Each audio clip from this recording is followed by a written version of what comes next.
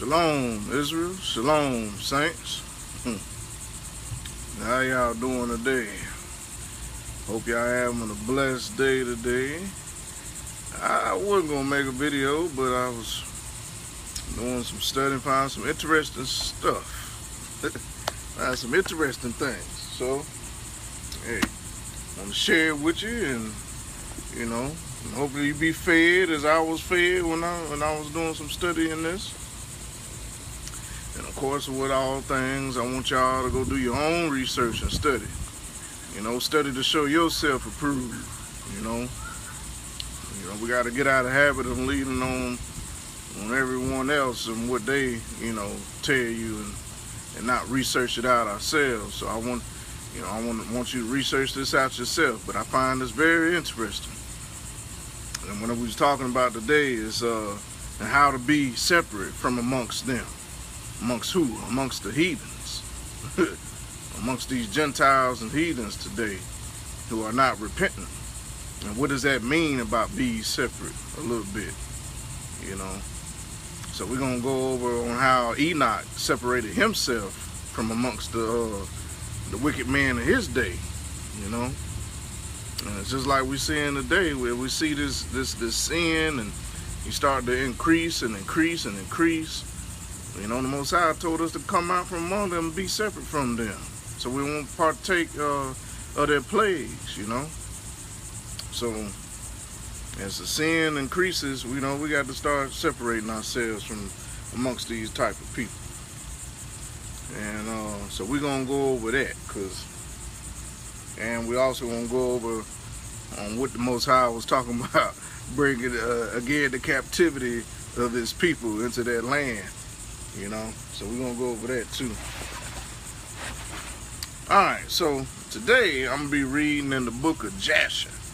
I'm going to be reading a little bit of the book of Jasher. Now, the book of Jasher basically covers, you know, Genesis, the book of Genesis in depth, and a little bit more in-depth information on what was going on in the book of Genesis, as well as some of Exodus too. So, very interesting book. So, if you ain't got this book here, I'm reading out the book of Jasher, okay? We're going to be reading out the book of Jasher, as well as the Cephar, and this book too, from Babylon, Timbuktu. So, we're going to be delving in a little bit of this and a little bit of that, okay? Man. It was deep when I was reading. I was like, man, this is very interesting. So, to get a little backdrop of what was going on with Enoch, we got to get a little backdrop of what was going on with Enoch. We got to go back a little bit, turn to the first flood. Because many people think it was just that one flood, but there was two floods, huh? And a lot of people didn't know that it was two floods. It wasn't just one. It was two. Okay. There was a flood for the Garden of Eden. Then, after the angels and all them started coming down during the days of Jared, sleeping with the daughters of men, you know, and being learned of weapons of war and all that stuff that was in the book of Enoch. During the days of Noah, the Most High caused another flood, to flood the whole earth this time, because the first flood was like a mini flood, huh? So he was giving them space to repent, but they was unrepentant because they was worshiping other gods and idols back then. So we're gonna go through that backdrop. So we're gonna give a backdrop of what the days of Enoch was looking like. So we're gonna talk about the first flood that happened. The first flood upon the earth. Huh? So if you're in the book of Jasher, by Jasher, it's the book I'm reading out of. You can get it on Amazon for a couple dollars, you know, less than $20 or something like that. I don't know. Somewhere around there. So I'm in the book of Jasher, in chapter 2, the book of Jasher. We're going to start there.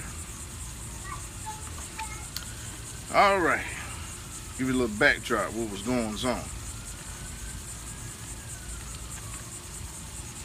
And a lot of stuff that was going on is really what's going on today.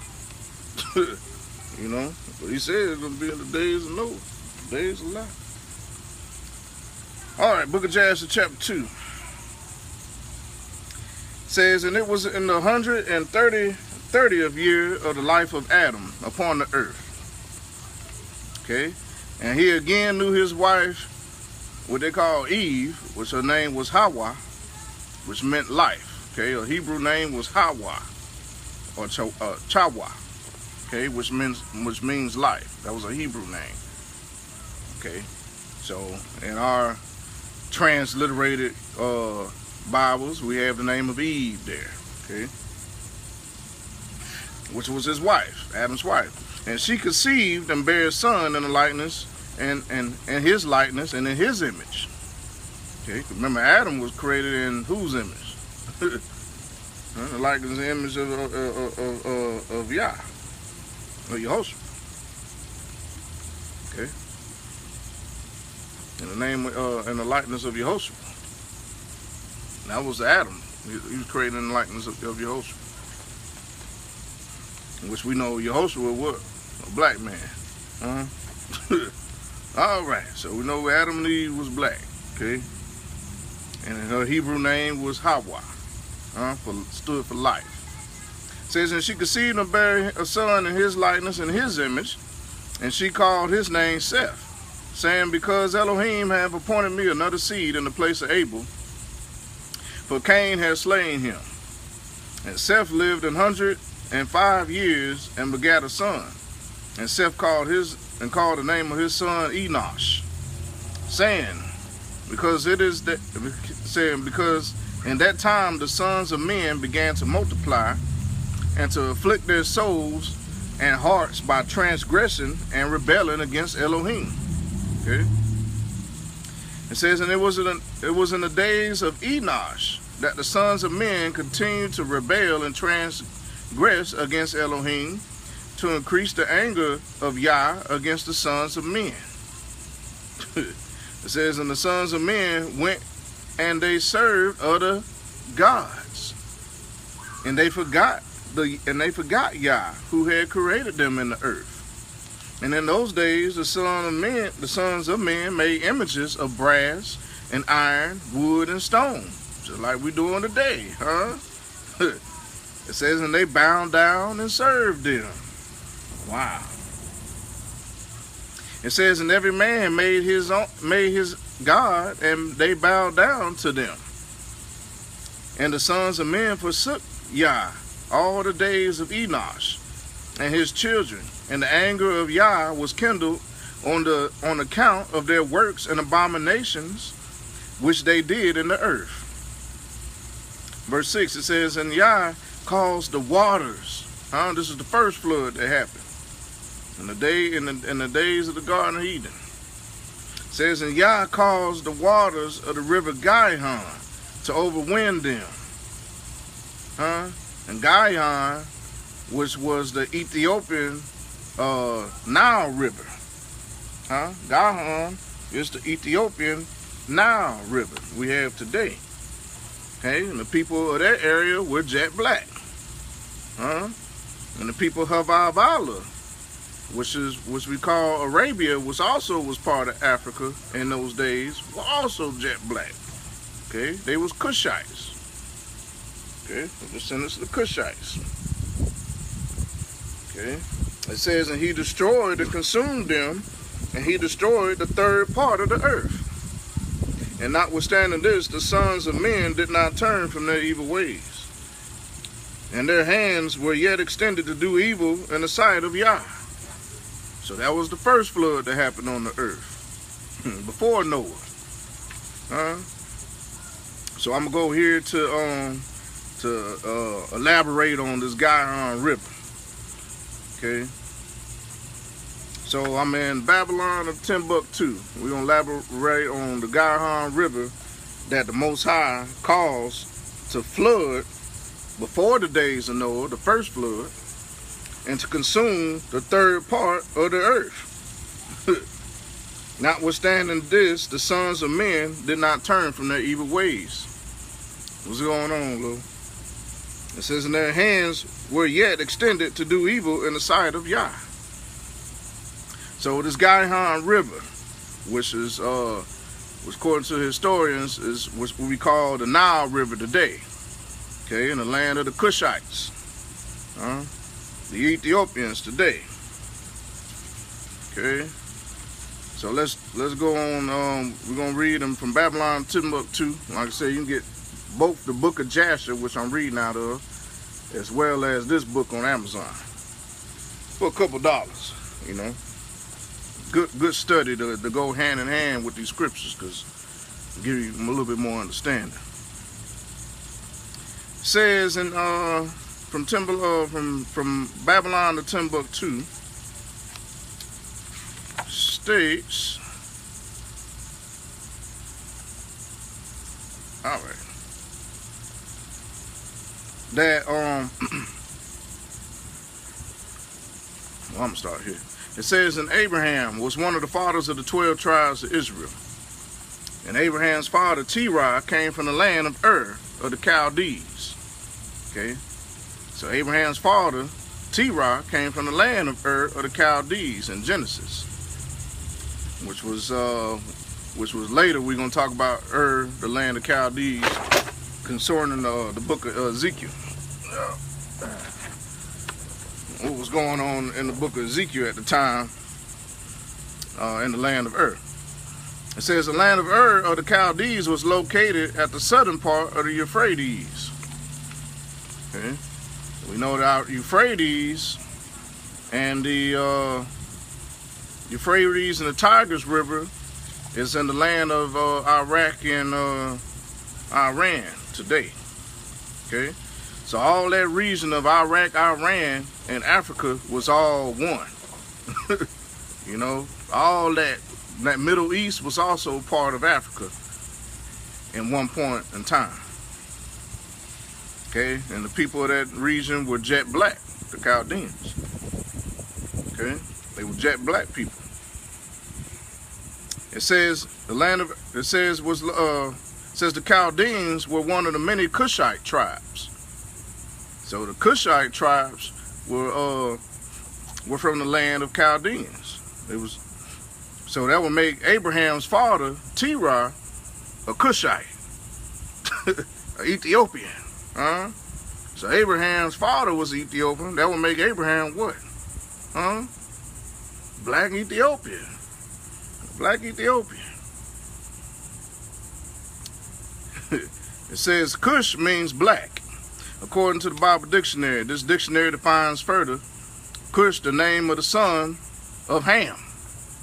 Okay, apparently the elders of a territory or territories occupied by his descendants. Okay, it says the Cushites appear to have spread along tracts extending from the higher Nile to the Euphrates and Tigris River, which is the Euphrates and Tigris in the land of Arabia by Iraq and Iran. Okay, it says history affords many connections between. All right, I get to speak the truth. Well, they want to cut my internet, huh? All right, it says history affords many connections between Babylon, Arabia, what we call Saudi Arabia today, and Ethiopia. So both Babylon, Saudi Arabia, and Ethiopia was basically one continent. And the people of that region were black. Jet black. Jet black Nubian people. It says, and there is more than adequate evidence that the ancient nations of Babylon, Arcadia, Sumer, and the Chaldea were inhabited by Cushite tribes. So they was inhabited by Ethiopians during the times of the Garden of Eden. So it says on all sides of the Tigris and Euphrates rivers. Now it says in Pishon and Gihon rivers mentioned in Genesis, which is also mentioned in the book of Jasher, which is what I'm reading out of, okay, which is basically a more expounded Genesis version that goes more in depth. We're talking about the first flood upon the earth before the days of Noah. Okay, when the Gihon River broke loose and wiped out a third of the earth. All right. So it says in the Gihon rivers mentioned in Genesis chapter 2, verse 11 through 13, It says wind and turn through the land of Havilah, which Havilah is in Iraq, the land of Iraq in Arabia today. It says somewhere near the Persian Gulf. So we know that the Euphrates and the Tigris River, they all come together and then they drop off into the Persian Gulf today. It says although it is difficult to identify these two rivers exactly, most likely the center of the Garden of Eden was in the lower part of the Tigris and Euphrates Valley. It said this is the most fertile region in the Middle East.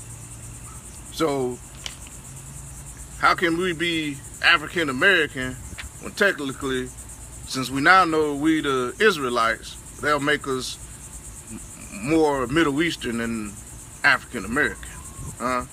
So we'd be more Middle Eastern, you know, because our forefathers came from the Middle East, in the Garden of Eden, and they was black because they came from the Cushite tribes, the Ethiopian. Yeah. It says, and with many canals and lakes. It says, no wonder it was called the Garden of Eden. It was so well watered that the vegetation looked better than the English part, according to from Babylon and Timbuktu book. It says the Tigris and the Euphrates rivers join before they reach the Persian Gulf, and then they separate again, making 4 rivers of the channels of these 2 rivers. And this is one of the theories of top-rated authorities.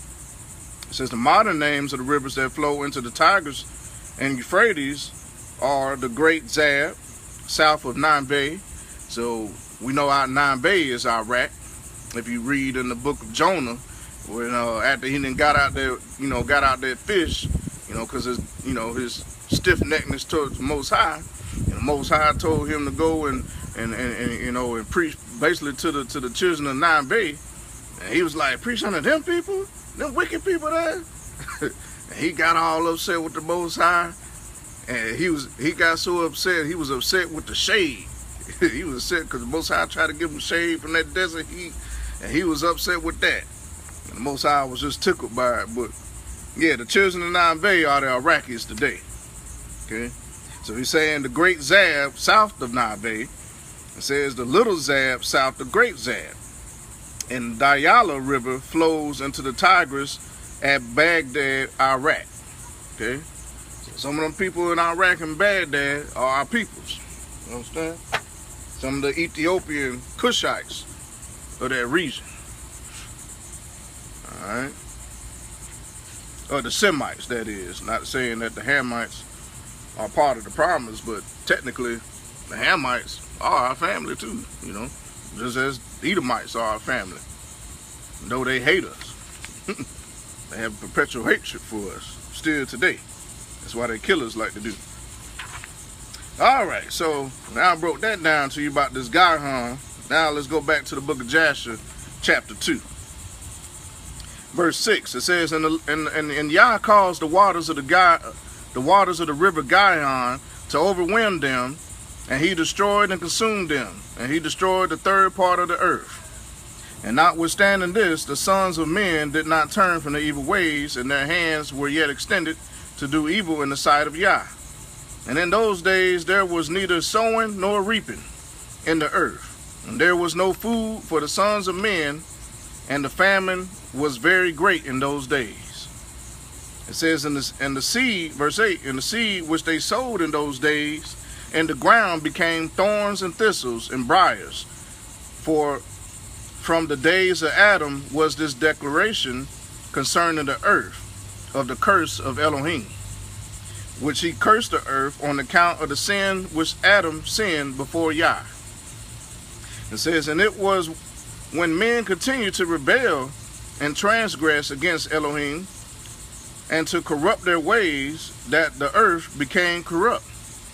And Enoch lived 90 years and he begat Canaan. And Canaan grew up, and he was 40 years old. And he became wise and had knowledge and skill and all wisdom.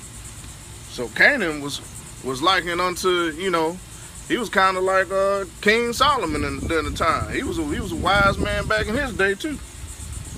Yeah. He said he had knowledge and skill and all wisdom. And he reigned over all the sons of men. And he led the sons of men to wisdom and knowledge.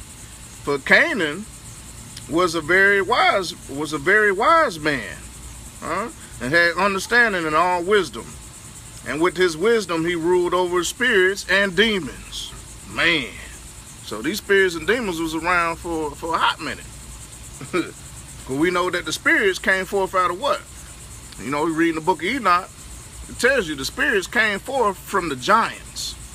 When the giants was on the earth, when they died, they came out as spirits, and they was meant to roam the earth, you know, for 500 some odd years. Okay. So, well, the giants were only meant to live for 550 years, I think it was, and after they died, they spirits roamed the earth, where we get evil spirits today, are part of the, you know, the Nephilim and the giants today, according to the book of Enoch. So this guy Canaan, okay, he ruled over spirits and demons of the fallen angels and giants during his day.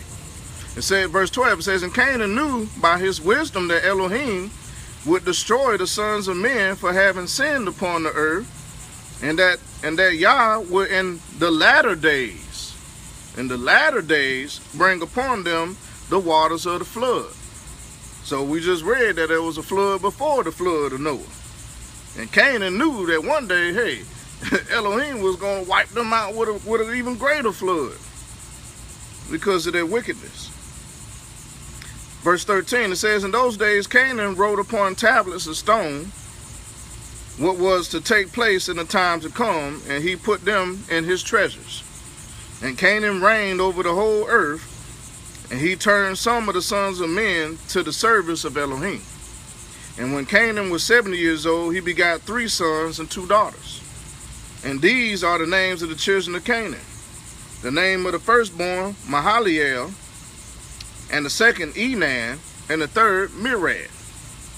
And his sisters were Ada and Zillah, according to the genealogy and the book of Genesis. Okay, and these are the 5 children of Canaan that were born of him. I'm going to say, y'all need to get this book so y'all get some more understanding of, you know, because when you read in the book of Genesis and it's just going down the list of all these names of who begat who and who begat what, it don't really give you no clarification of, okay, who are these people and why was they even in this book? You know. So you go get these other books that expound on what was going on and what were their purpose, you know. So, it says, verse 17,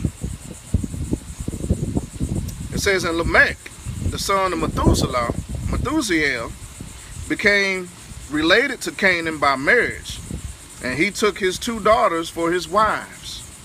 And Ada conceived and bare a son to Lamech, and she called his name Jabal, or Jabal. Verse 18, it says, and she conceived and bare a son and called his name Jubal. So you had Jabal and Jubal. It says, and Zillah, her sister, was barren in those days and had no offspring. Okay, so she couldn't bear children. Okay. Verse 19 says, for in those days the sons of men began to trespass against Elohim, and to transgress the commandments which he had commanded to Adam. And what was the commandment? Because we ain't had the 10 commandments back then. The law didn't come forth back then. So what was the commandments? The commandments was to do what? To go out and be fruitful and multiply. But see, these cats back in the day, they wasn't trying to be fruitful and multiply. They was trying to get them some wives that couldn't have children so it wouldn't mess up their figure. We're going to read that. The same thing we doing today. Our brothers, man, I ain't trying to have no kids. The women out here, man, I ain't trying to have no kids, girl. I'm trying to keep my figure. Well, it was the same thing they was doing back then. Watch, let's read on. It says, which he commanded to Adam to be fruitful and multiply in the earth. It says, and some of the sons of men caused their wives to drink a draught, some type of mixture that caused them not to bear children. It says that would render them barren. in order that they might retain their figures, and whereby their beautiful appearance might not fade. Ain't that what we got going on today? We call it birth control today. They call it Planned Parenthood and birth control. They were doing the same thing back in the day. Man. Verse 21 says, and when the sons of men called some of their wives to drink, take this birth control drink basically, Zillah drank with them. Now who was Zillah? Zillah was her sister of Ada. I believe it was Ada. It was Ada's sister. Yeah, Ada's sister. Okay, and Zillah drank with them. Now Zillah was already barren.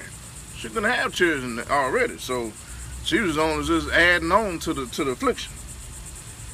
Verse 22, it says, the childbearing woman appeared abominable in the sight of their husbands as widows. Man, they're saying that the childbearing women, the women that could have children, was an abomination to the sons of men during these days. They ain't want no children. So this is where, and these people are all black, jet black people. Now you can understand where these Negroes get it from today. Man, I ain't trying to have no kids with her. This ain't nothing new. That's what Most High said, there ain't nothing new under the sun. Man. It says, abominable in the sight of their husband as widows. It says, which their husbands lived. While their husbands lived, they were considered to be abomination as widows. They ain't touch them, in other words. For to the barren ones only, they were attached. So to the women that couldn't have children, the sons of men was attracted to them. They was attached to them. But the women that could have children, they ain't want nothing to do with them. They treated them like widows, man. Wow. Wow. And that goes against what? The commandments of the Most High. The commandments of the Most High to Adam was what? Go out. The commandments was to go out and be fruitful and multiply. And they weren't trying to do that. Verse 23. It says, and in the end of days and years, when Zillah became old, it says, Yah opened her womb. This ain't the first time Yah opened up some wombs. She opened up, was it Rachel? Rachel's womb. Opened up Sarai's womb. It was Abraham's wife, Sarah. Her name was Sarai at first. I don't know why Most High didn't keep Sarai. Sarai was a pretty name, you know. You had Rachel and Leah and all them. He opened up all these women's wombs. So here you go. He had Zillah. When she became old, like Sarai did, the Most High opened her womb. It says she conceived and bare a son, and she called his name Tubal-Cain. Remember Tubal-Cain when you reading that genealogy? So we're gonna get on Tubal-Cain. What happened to him? Saying, after I had withered away, have I obtained him from the Almighty Elohim. It says, and she conceived again and bare a daughter, and she called her name Nama. For she said, after I had withered away, have I obtained pleasure in the light. Because at first, they was treated like widows. They wasn't being touched. They said, after I become old, now I done been touched, so I can conceive now. Says, and Lamech was old and advanced in years, and his eyes were dim, and that he could not see. And Tubal-Cain, his son, was leading him. And it was one day that Lamech was in the field, and Tubal-Cain, his son, was with him. And whilst they was walking in the field, Cain, remember the brother of Abel, Cain, the son of Adam, advanced towards them. And it was after the Most High had cursed Cain with that mark and sent him to be a vagabond and a fugitive. He was a wild man, basically. He said, for Lamech was very old and could not see much, and Tubal-Cain, his son, was very young. And Tubal-Cain told his father to draw his bow. And with the arrows he smote Cain, who was yet far off. So he, even then, he couldn't hardly see. He had a good old aim on him. He slew him from far and said he slew him. For he appeared to them to be an animal. So yeah, Cain running around there in the wilderness like a wild man, like an animal. After he done killed his brother. Most High cursed him. So Tubal Cain slew him. Verse 28 says, the arrows entered Cain's body, although he was distant from them. And he fell to the ground and died.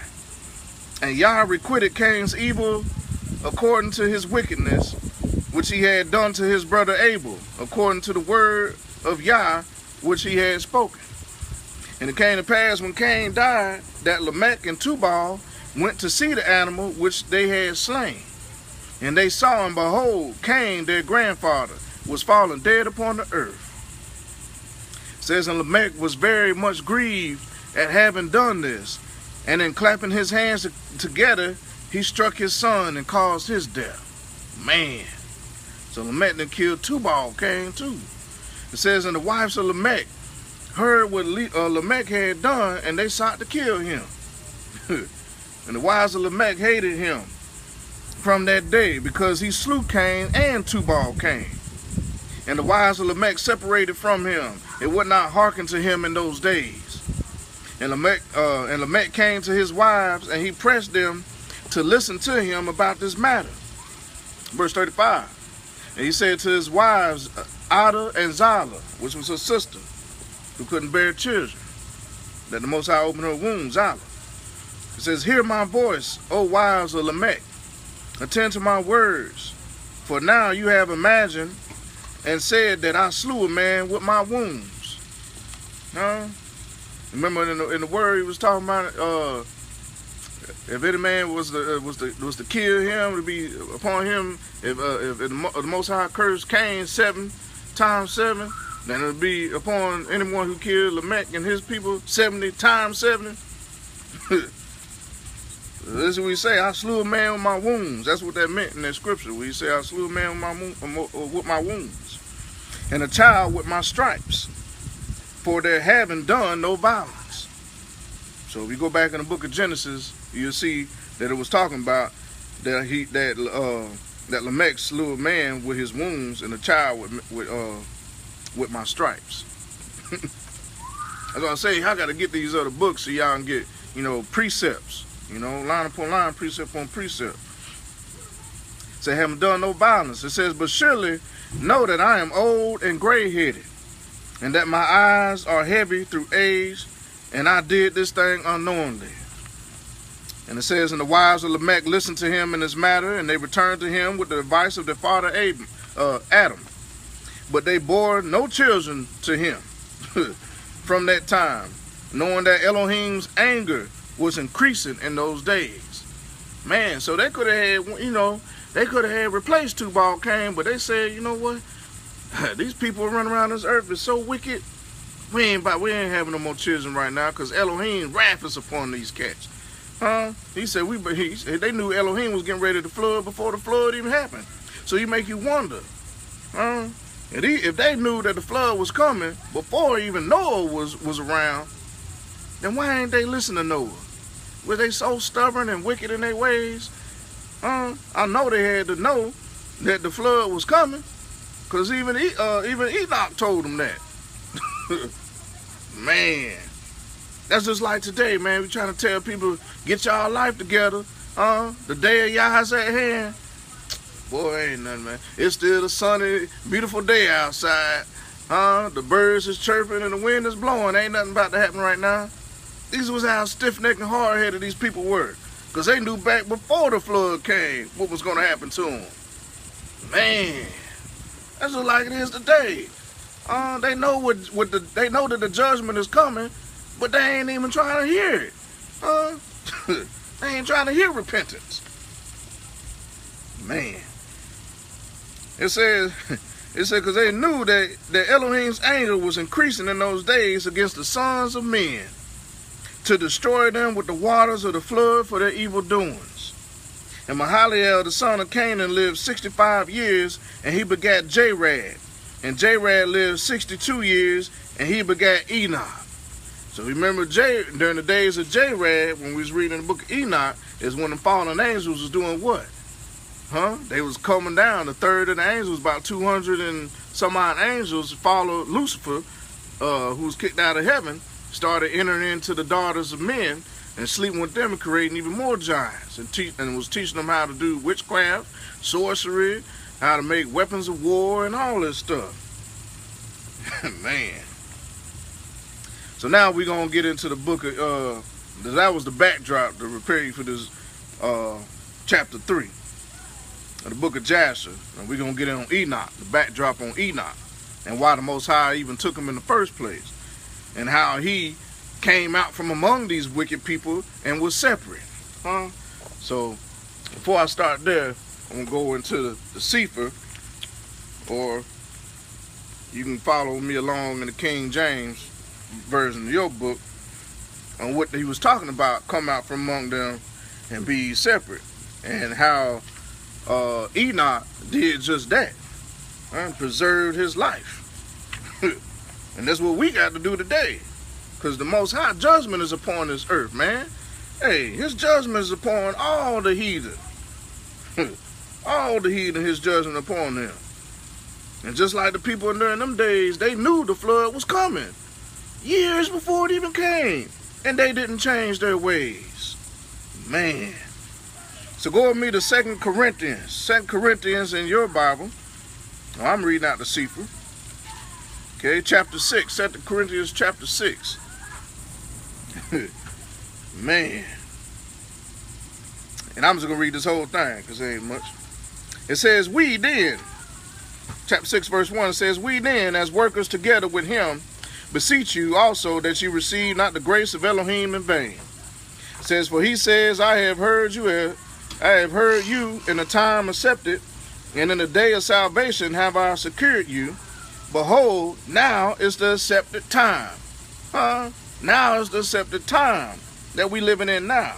Behold, now is the day of Yeshua. Behold, now is the day of Yeshua. Says, giving no offense in anything, that the ministry be not blamed, but in all things approving ourselves as the ministers of Elohim, in much patience, in afflictions, in necessities and distresses, in stripes, in imprisonments. Yes, going to prison even. To do what? To be the ministers of Elohim in these last days. Because now is the time. Now is the day of Yehoshua, the HaMashiach. And tumults, meaning riots, and labors, and watchings, and fastings. By pureness, by knowledge, by long suffering, by kindness, by the Ruach HaKodesh, which is the Holy Spirit, the name of the Holy Spirit, Ruach HaKodesh, by love unfeigned. It says, by the word of truth, by the power of Elohim, by the armor of righteousness, on the right hand, on the left, and on the left, by honor and dishonor, by evil report and good report, as deceivers and yet true, as unknown and yet well known, as dying and behold we live, as chastened and not killed, as sorrowful and yet always rejoicing, as poor and yet many, and it says yet making many rich, as having nothing and yet possessing all things. O ye Corinthians, our mouth is open unto you, our heart is enlarged. You are not straitened us, but you are straightened in your own bowels. You are not corrected. You haven't seen corrected in the ministers of Elohim,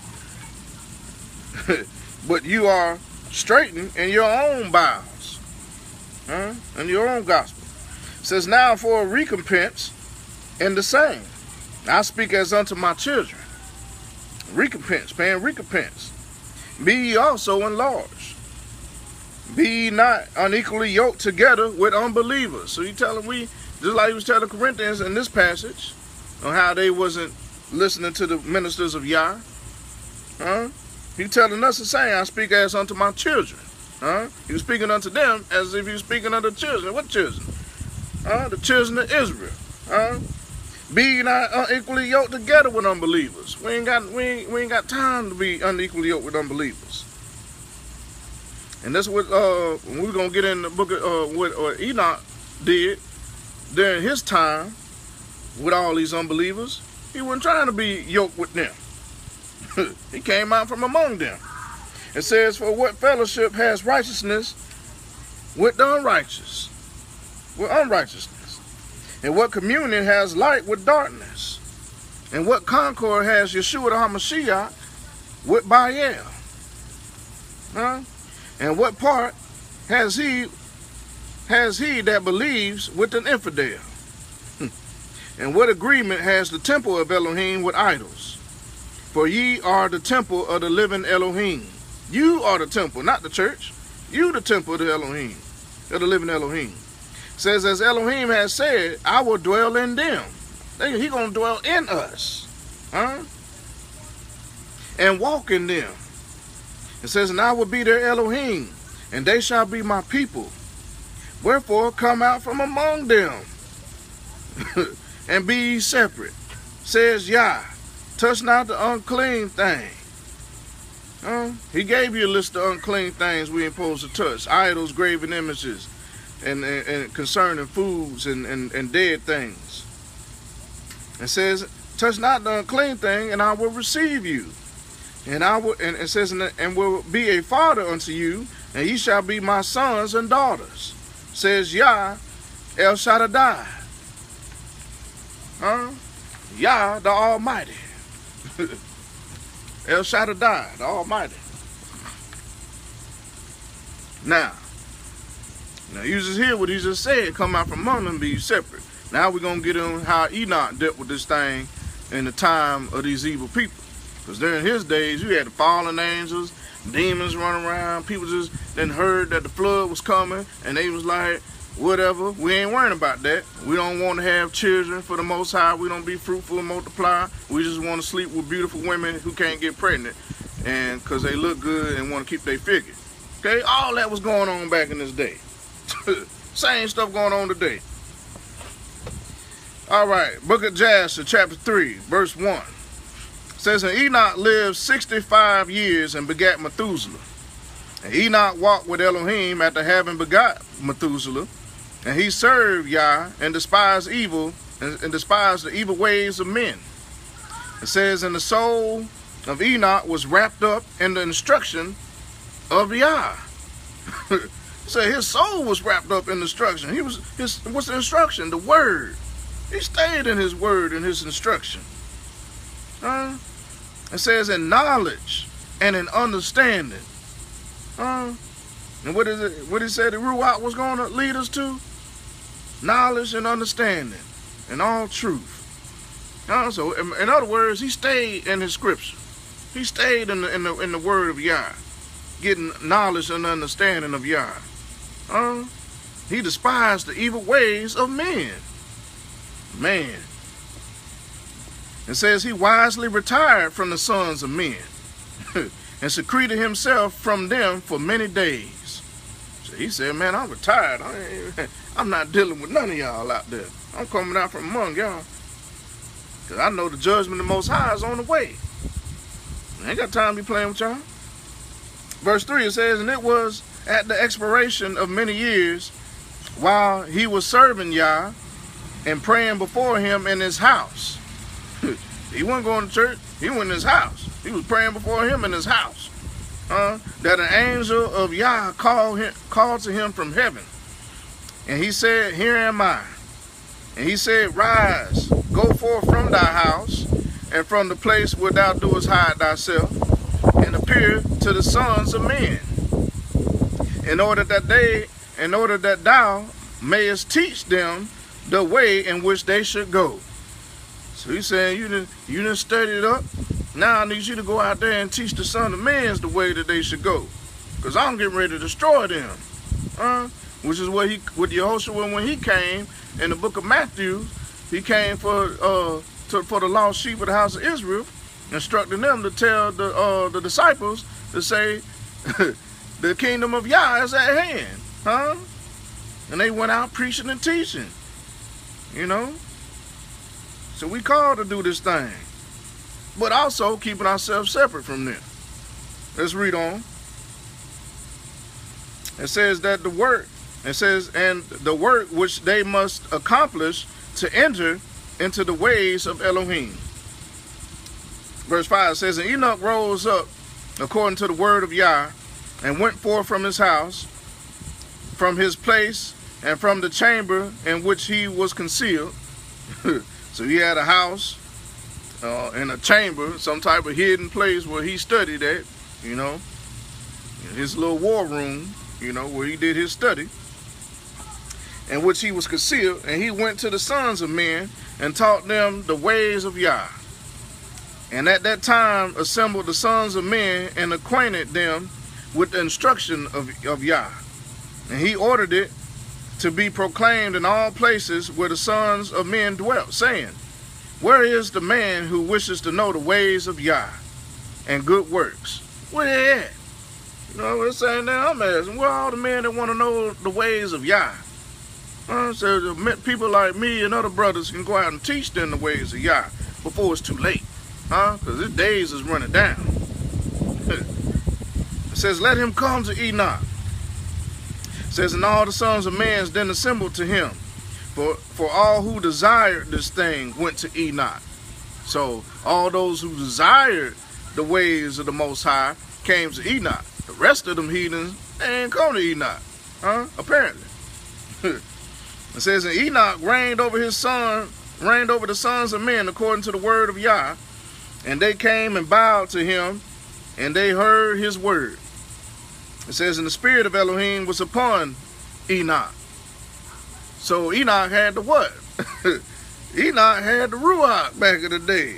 It said the spirit of Elohim was upon him. It was upon Enoch. Well, he had the Holy Spirit back then.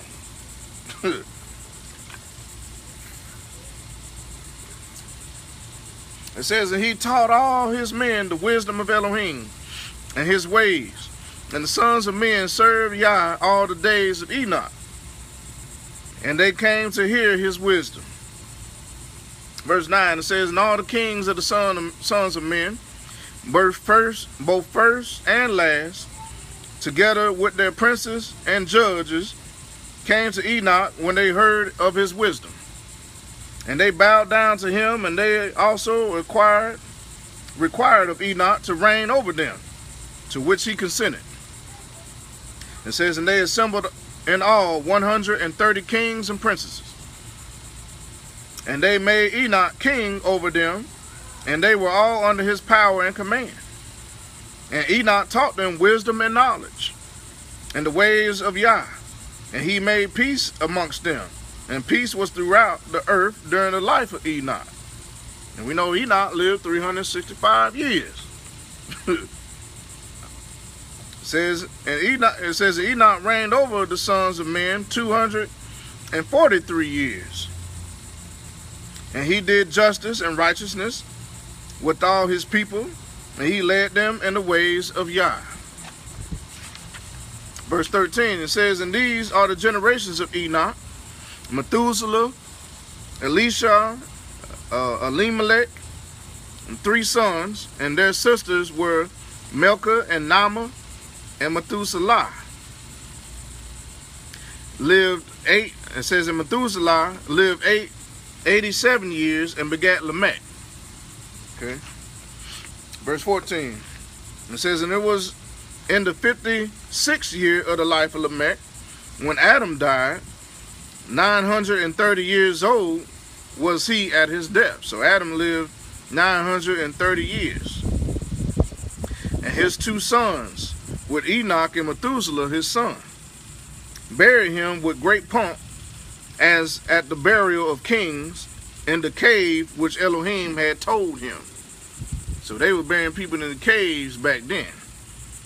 You know, before Abraham and Isaac and all them was buried in the caves. Enoch, you know, not Enoch, but Lamech and our ancestors buried in caves. So make you wonder where we get all this burying us in the ground stuff. We supposed to be buried in caves, huh? Man. Why? Because it says, and in that place all the sons of men made a great mourning and weeping on account of Adam. It has therefore become a custom This is why they was buried in caves, because it was a custom. It was a custom to them among the sons of men to this day. So their custom back in the day was to bury you in the cave, not in the ground. Verse 16, it says, and Adam died because he ate of the tree of knowledge, he and his children after him, as Yah, our Elohim, had spoken. It says, and it was in the year of Adam's death, which was 240 and the 43rd year of the reign of Enoch. So Enoch died during the 243rd year of Enoch. And in that time Enoch resolved to separate himself from the sons of men, and to secret himself at first in order to serve Yah. So he came out from among these people. After Adam died, hey, he came out from among these people. He separated himself from them. In secret. To do what? To serve Yah. He separated from these heathens to go serve Yah. It says, and Enoch did so, but did not entirely secret himself from them, but kept away from the sons of men 3 days, and then went to them for 1 day. So for 3 days he was separated unto Yah, and then for 1 day he went out and taught the sons of men how to serve Yah. Verse 19 says, and during the 3 days that he was in his chamber, he prayed to and praised Yah, his Elohim. And the day on which he went and appeared to his subjects, he taught them the ways of Yah. And all they asked him, it says, and all they asked him about Yah, he told them. So all that they asked, he told them about Yah. It says, and he did this in a manner for many years.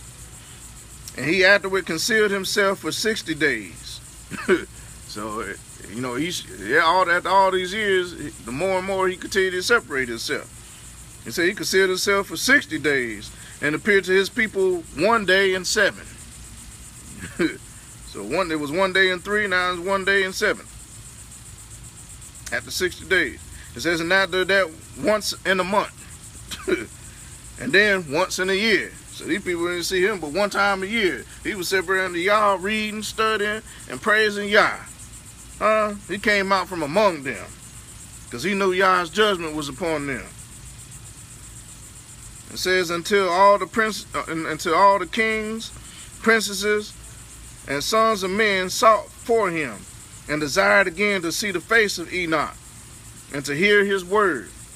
But they could not, and all the sons of men were greatly afraid of Enoch, and they feared to approach him on account of the godlike awe that he was seated upon his countenance. It was like the same countenance that the Moses. That they couldn't hardly look at him because his face was shining so bright. He had to put a veil over his face, because he was separated unto Yah. And that's how we got to be. We want to be spiritually fed, and we want to receive the gifts of the Ruach. We want to walk this thing out in faith. We got to learn how to separate ourselves from these heathens out here. We got to go into our secret places and seek him, just like Moses did, like Enoch did. And I know what people gonna say, well, man, that's like becoming a monk or a hermit. Hey, he got out the house at least once a month, once a year, once a week. He went to go fellowship. So he went in fellowship. He didn't say he had to go every Sunday in fellowship. He got him some understanding and wisdom. He went and sought him some Elohim. It says, because his countenance, therefore no man could look at him, just like they couldn't look at Moses. It says, fearing that he might be punished and die. Verse 20-21. It says, and all the kings and princes resolved to assemble the sons of men and to come to Enoch, thinking that they might all speak to him at the time when he should come forth amongst them. And they did so. And the day came when Enoch went forth, and they all assembled and came to him. And Enoch spoke to them the words of Yah, and he taught them wisdom and knowledge. And they bowed down before him, and they said, May the king live, may the king live. And then sometime after, when the kings and princes and the sons of men were speaking to Enoch, did you catch that? These were kings. Huh? That's why I said we was kings and queens and princesses back in the day. Huh? King, you know, there was a lot of kings back in the land. There was many lords, many kings. Huh? Those so-called many gods. That's why I say we got to start calling him by his name. Lord and God ain't going to cut it no more. Lord and God, when you praying to Elohim, ain't going to cut it no more. You need to find his name, which is Yah, and his son's name, Yehoshua, and start calling him by that. That's just like a father, you know. His son call him Dada until he get old enough to, until he get up 12 years old. Huh? or whatnot, able to walk and talk and do other things, and then you know, you don't call him when he out in public, you know, and somebody asking him, well, what's your name, your daddy? Daddy? No, what's the name of your daddy? Daddy. You don't know the name of your daddy? No, his name Daddy. You know, instead of say his name is Gerald. That's his name. So at some point, you're going to start calling the father by his name. And you want him to hear. But anyway, let's go on. It says in,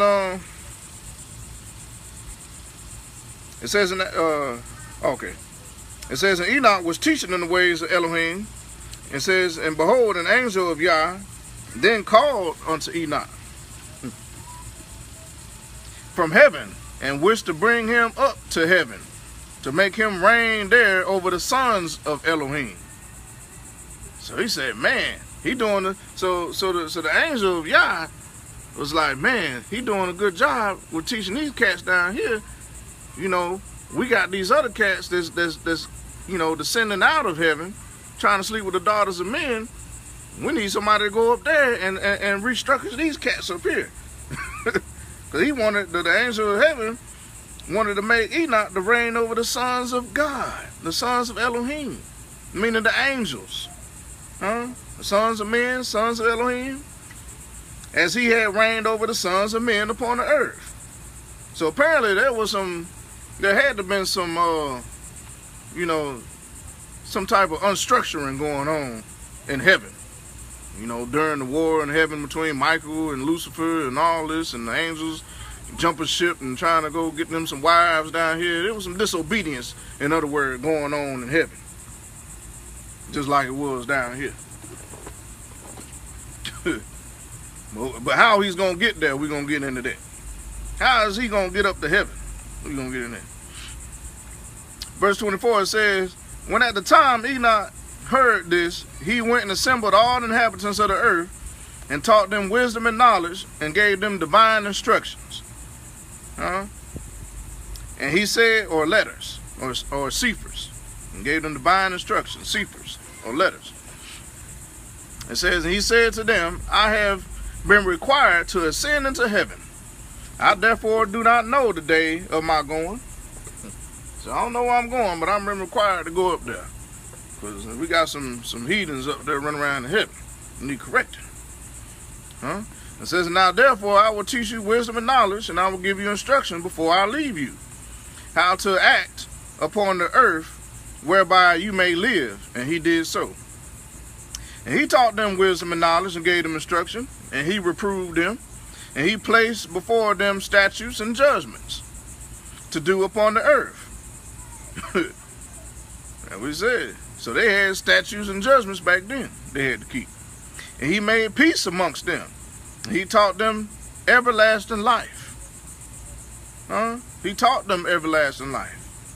And dwelt with them sometime, teaching them all these things. So he basically taught them how to keep the laws, statutes, and commandments of the Most High, so they can live an everlasting life. Because we also knew that judgment was on the horizon. And it's just the same thing us brothers out here trying to do with the rest of these heathens. Trying to teach y'all how to have an everlasting life. How to keep the laws, statutes, commandments, and judgments.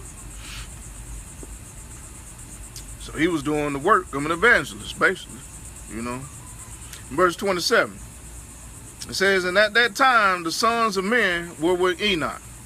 And Enoch was speaking to them, and they lifted up their eyes, and the likeness of a great horse descended from heaven. It says, and the horse paced in the air. Now what horse you know that's sitting there flying around in the air? That look like a horse.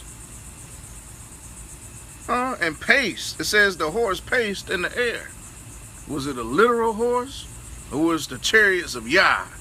We're going to get into that. About these so-called UFOs, these chariots of Yah. That's in your Bible. This ain't the first time these horses done came. These horses of fire and chariots. So we're going to get into that too. Okay? So apparently they seen some horses and chariots of Yah that came and took Enoch in the whirlwind, which was the same horses and chariots that came and took Ezekiel. We're going to get into that. So it says, and the horse descended at that time and stood before Enoch. And all the sons of men that were with Enoch saw him. So, wow. So let's get into that. Saw who? Who did they see? Who was they talking about? Who were they seeing? Go with me to, alright, go with me to the book of Ezekiel. Let's go over these so-called horses and chariots. So you can get some understanding. Ezekiel, book of Ezekiel in your Bible, or in the Cephar, chapter 1. Okay. It says in the word, chapter 1, verse 3, it said, the word of Yah came especially unto Ezekiel the priest, the son of Buzi, in the land of the Chaldees. Now, what was the land of the Chaldees? Of Ur, the land of Ur, the Chaldees, which were what? Of the Cushite tribes, Ethiopians, and the land of the Chaldees, which was in Havilah, which was ran by Cushite Ethiopian tribes. So now we know where the land of Chaldees is, near Havilah, which is in Iraq, by the Euphrates River, the southern part of Iraq. So in the southern part of Iraq, in the book of Ezekiel, in other words, by the river Cephar, and the hand of Yah was there upon him. It says, and I looked and behold a whirlwind. Now keep in mind that whirlwind. So when they come, they're going to come like a whirlwind. Because these same chariots is how we getting home. And how we getting to the land of our forefathers. So behold, a whirlwind came out of the north, and a great cloud, and a fire enfolded itself, and a brightness was about it, and out of the midst thereof was a color of amber, and out of the midst of the fire. It says, and out of the midst thereof came the likeness of 4 living creatures. And this was their appearance, and they had the likeness of a man. So that's why he said, and they saw him. It says, and all the sons of men that were with Enoch saw him. When they seen this horse pacing around in the sky. Pacing around in the air, descending from heaven. Come on now. I know a lot of people don't believe that, but it's in your Bible.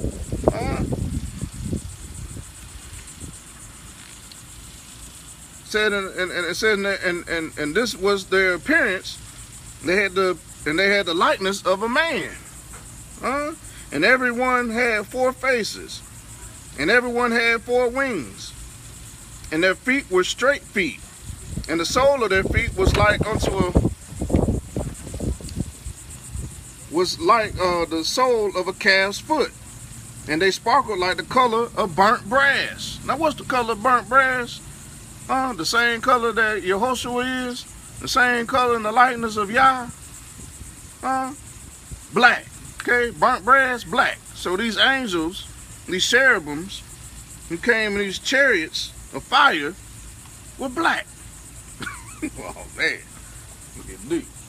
So you say, well, what does that all look like? What do you mean 4 faces, wings, and all this stuff going on, these chariots? Let me give you an idea of what he's talking about. And this is just idea of what he was seeing at the time. Okay? These are the chariots of Yah, coming out from heaven. Of course, they would have looked like horses because they seen their calves' foot look like horse feet with these four faces with their wings. This is the same chariots that came and got Ezekiel. This is how we getting home. Don't be scared. They fight for them. They ain't no punk either. Those are cherubims. You know, the cherubims, the same cherubims that Most High put over the Garden of Eden with that flaming sword. He set them cherubims over there to guard it, to keep men from out of it, right? Man. So we're going to get in there. So let's read on the book of Ezekiel. This is what he's talking about. It says, and they had hands of a man under their wings, and on their four sides, and they four had their faces and their wings were joined one to another. And they turned, it says they turned not when they went, and they went everywhere straight forward. So they turned, they ain't turned, they went straight forward. It says, as for the likeness of their faces, they four had the face of a man and the face of a lion, and on the right side, they four had the face of an ox, and a face of an ox on the left side, and they four had the face of an eagle. Oh no, we getting ready to see some stuff. Is y'all ready? We getting ready to see some stuff. But we also know that the devil got his deceptions too. That's why he said, test the spirits. Those who do not say that Yah is that Yehoshua was the son of the living Elohim are not none of his. He said, test the spirits. So we know that the devil got him some chariots too. Let's read on. It says, and thus were their faces, and their wings were stretched upward. Two wings of everyone were joined one to another, and two covered their bodies, and they went everyone straight forward. Whither the spirit was to go, they went, and they turned not when they went. So wherever the spirit of the angel went, so did the chariot. So did the little circle within the circle. Wherever it went, wherever the angel went, so did the chariot go.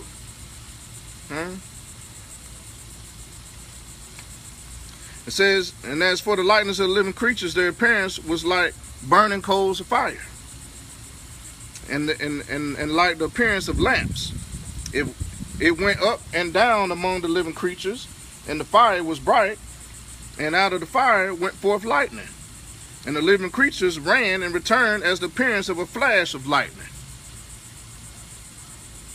And let's see. Oh, okay. It says, now as verse 15. It says, now as I beheld the living creatures, behold, one wheel upon the earth by the living creatures with his four faces.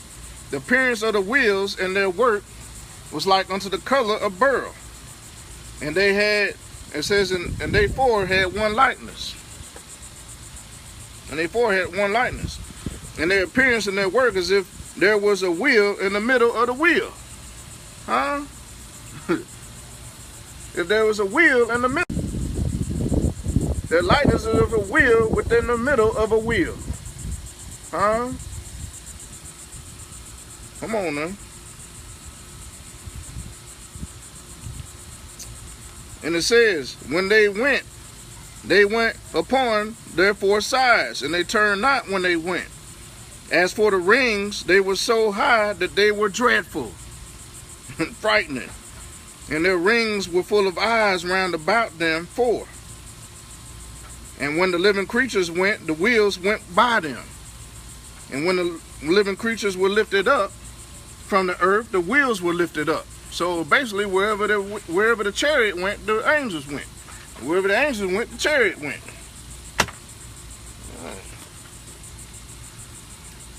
So let's go to another passage. Hold that down. Because they all throughout this book that y'all claim to know and read.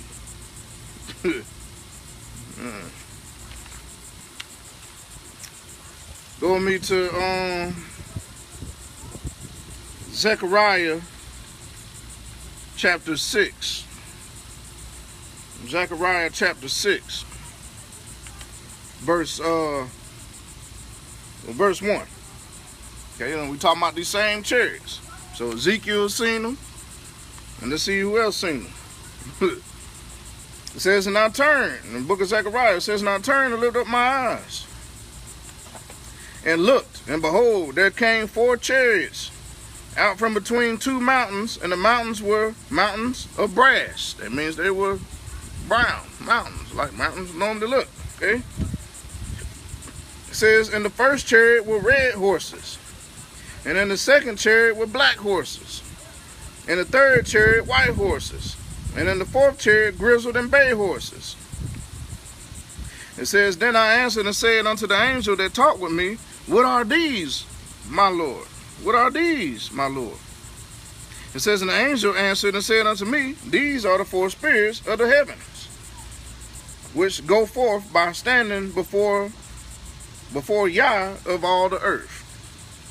It says, the black horses which are therein go forth into the north country, and the white go forth after them, and the grizzled go forth toward the south country. And the bay went forth and sought to go, that they might walk walk to and fro through the earth. And he said, get you hence, walk to and fro through the earth. So they walked to and fro through the earth. And behold, these that go toward the north country have quieted my spirit in the north country. It says, and the word of Yah came unto me, saying, take of them the captivity, even of Heldiah and Tobiah and of Jediah, which are come from Babylon. So the Most High is telling these cherubim angels with their chariots of circles within circles, what we call UFOs, to take again the captivity of Heldiah, Tobiah, and Jediah, which are come from Babylon, and come you the same day, and go into the house of Josiah, the son of Zephaniah. Huh? So he's telling them to go take the captivity. Okay? In other words, go get them. Okay? Let's go to, I'm just trying to go through this kind of quickly. Go to, let's see. Oh, okay. Go with me to 2 Kings. 2 Kings. We're talking about the prophet Elijah. The prophet Elijah had to deal with him too. Huh? 2 Kings chapter 6, verse 13. It says, and he said, go and spy where he is, that I might send and fetch him. And it was told him, saying, behold, he is in Dothan.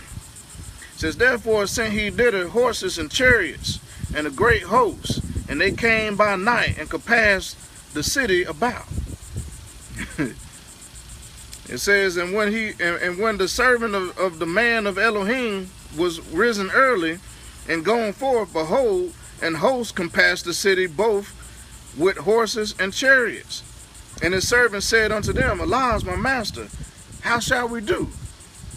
He said, alas, my master, how shall we do? You know, because they was getting ready to go into the city, and he had all these horses and chariots around him.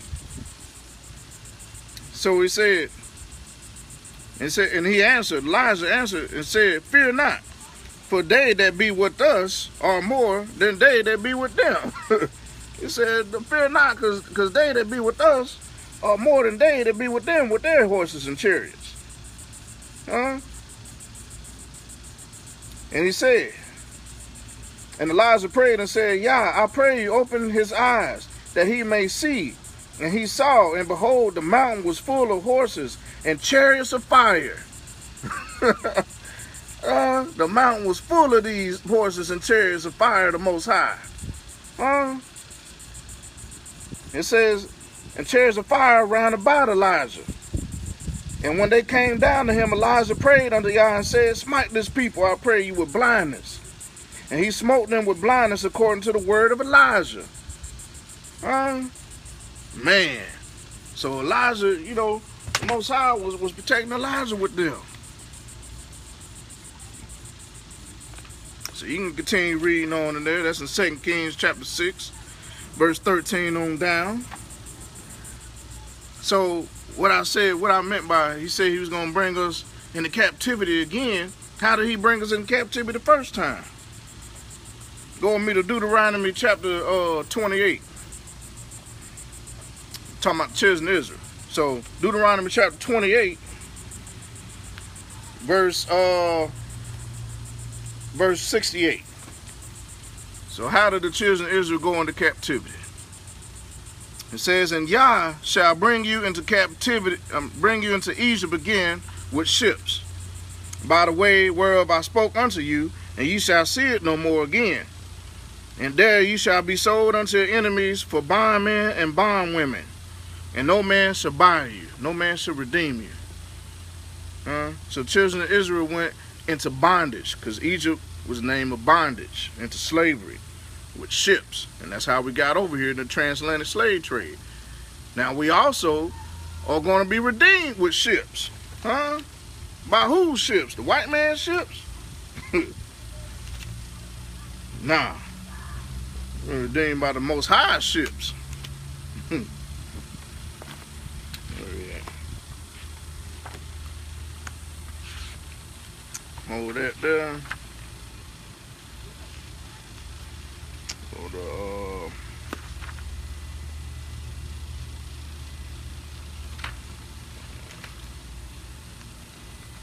Oh, okay. Go with me to the book of Amos. So how the Most High going to bring us again into captivity? So he brought us again. He brought us into captivity with ships. In the book of Amos chapter 9, verse 14, says, and I will bring again the captivity of my people. Talking about the last days. Okay. So the first time he brought us in captivity was by ships. And Egypt again by ships. It says, and I will bring again the captivity of my people of Israel. And they shall build waste cities and inhabit them. And they shall plant vineyards and drink the wine thereof. And they also shall make gardens and eat the fruit of them. And I will plant them upon their land, and they shall no more be pulled out of their land. So in other words, he's going to bring us into our land again. Just like he brought us out of our land with ships of the white man, he's going to bring us into our land with his ships. And we'll no more leave our land, which I have given them. Says Yah, your Elohim. So we left in ships, and we going home in ships. Not by the white man's ships, but by the chariots of Yah. So let me finish reading this up. So I'm going back to the book of Enoch now. So you got understanding on what the heck was taking Enoch up out of here. How he got out of here into the heavens. Okay? It says in the Enoch, verse 30. It says, and Enoch then again ordered a voice to be proclaimed, saying, where is the man who delighteth to know the ways of Yah his Elohim? Let him come this day to Enoch before he is taken from us.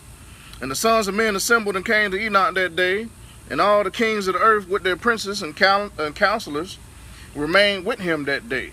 And Enoch then taught the sons of men wisdom and knowledge, and gave them divine instruction. And he bade them serve Yah and walk in his ways all the days of their lives, and he continued to make peace amongst them. And it was after this that he rose up and rode upon the horse. And he went forth, and all the sons of men went after him. And all the sons of men went after him, about 800,000 men. About 800,000 men. Can you imagine 800,000 men chasing after this chariot? This horse of fire and chariot? Man, that's a lot of people. It says, and they went with him one day's journey. So, think about it. Think about what he just said. It says, it was after this that he rose up he rose up and rode upon the horse of fire. He went forth, and all the sons of men were with him. How many sons of men were with him upon this horse? If you think it's a physical one horse with fire, how can 800,000 men ride on one horse of fire? Huh?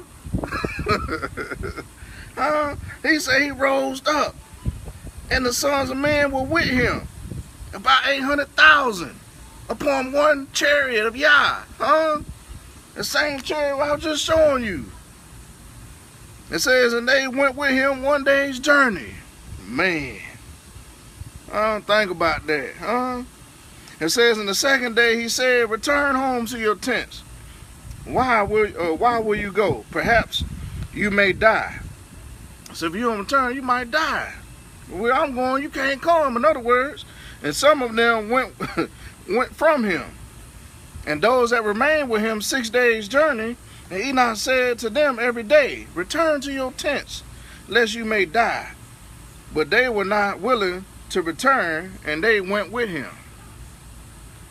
And on the 6th day, some of the men remained and clung to him. And they said, we will go with thee to the place where thou goest. We going with you, man. We trying to get up out of here. Just like it's going to be in the last days. When they see the Most High come in his chariots of fire, and all these sinners who didn't blaspheme the name of Yah, and then killed off all the sons of Jacob, they ain't going to be either hiding their face from Yah or begging, please, take me with you, Get out of here. Y'all going to hell. Where you going? You ain't going with us. All right, then. He said, and the 6th day, some of the men remained and clung to him, and they said, we will go with thee to the place where thou goest, and Yah liveth. Then they say in the word, and those in the mountains of Samaria would say that Yah liveth, that the Lord liveth, and here's your Lord, O Dan. And here they saying, as the Lord as Yah liveth, death only separates us. I can imagine. It says, and they urged so much to go with him that he ceased speaking to them. So they were begging him so much to go with Enoch that he stopped speaking to these people. It says, and they went after him and would not return. Man, they were trying to get out of there, It says, and when the kings returned, they caused the census to be taken in order to know the number of the remaining men that went with Enoch. It says, and it was upon the 7th day that Enoch ascended into heaven in a whirlwind. He ascended into heaven in a whirlwind, y'all. I had a picture of this whirlwind. Let me see. What are you talking about, this whirlwind?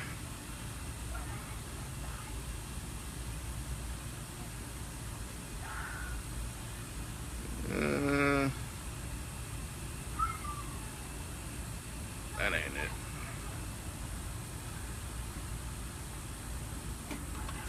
Anyway, I ain't gonna worry about it. So it's sitting in heaven with a whirlwind, okay?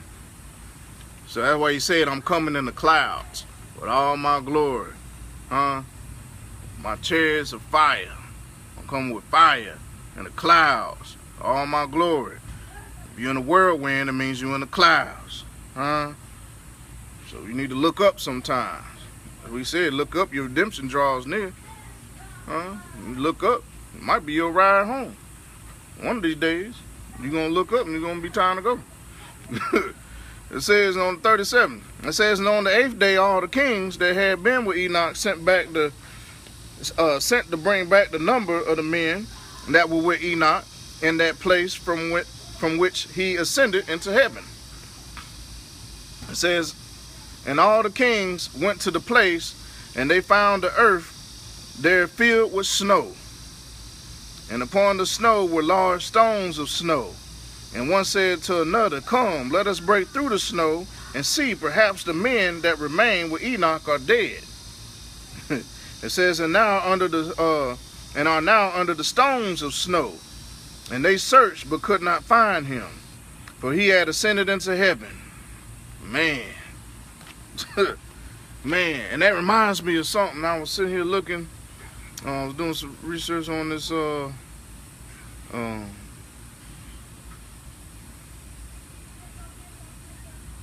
think I got it right here. Cause you remember he said when they left it was snow. So I want to get you a little understanding. You can research this some more. Here we go. This is what I was looking for. And this was before I show you, there was supposedly a UFO buried in ice in Bristow Island that they was researching during the time. Remember when we just read, he said they went to go find a census of the men that were left. Because when they went to go find them, the ship had already left, and it was nothing but stones of snow, nothing but snow everywhere. And here they found a down UFO in the snow. Okay, now I know what y'all say. I don't believe none of them UFO theories and stories and stuff, but you can't really dismiss it. Can't really dismiss it too much, because heck, it's in your Bible. You believe the word like you say you believe, and you believe that there's some chariots of fire and some horses that are going to come gather his people, and that a lot of this stuff we see going on in the sky is for real, so, but hey, I understand a lot of y'all can't believe that, just like a lot of y'all can't believe that Yehoshua was black. Y'all still think that he looked like Caesar Borgia. Y'all still think he that white man. He ain't white. He just told you, we just read in your Bible, that the angels was black unto burnt brass. Yehoshua himself in the book of Revelations. His hair was white as wool, and his feet was unto burnt brass. He said the children of Israel were like unto the Ethiopians to me. The Ethiopians are what? Black. He said my children of Jerusalem are black unto the ground. All this is in your Bible if you take time to read it. So if you can imagine that, you can imagine these UFOs that we waiting on to go home. That's how we getting there. Because the white man ain't gonna book us the white man ain't gonna send us to a carnival cruise to take us back to the land of Africa. Because they gotta do all that. They gotta pay us reparations. And they owe us about $5 billion, according to some studies. White man owe us $5 billion each in reparations. You think they're gonna pay us that and send us on a carnival cruise back to Africa so we can trek across Africa and then go home during the days of Yah, when the sun and moon is black and the valley of the dry bones is coming to life? It's a great army and going slaying them, and they running and hiding in the mountains. You think they gonna send us on a cruise? Most High got to come get us, y'all, with his chariots of fire. While he getting us, he also doing what? Pouring out his wrath upon the earth. So I hope y'all, get these other books, do some in-depth study into the word, and y'all got Google and all that stuff. Search out words. You don't understand what that word means, Google it, and then get line upon line, precept on precept, man, so you can understand what's going to happen. Because if you don't, what he said, men's heart was going to fail them for fear, Because if you know what's coming, you ain't going to be as scared. If you know what's coming, hey, you gonna see all this coming. You're like, yes, finally, time to go home. Everybody else gonna be running, So, what I'm saying, you need to study to show yourself approved. Study, But with that, family, let me say shalom. Y'all have a blessed evening. Shalom.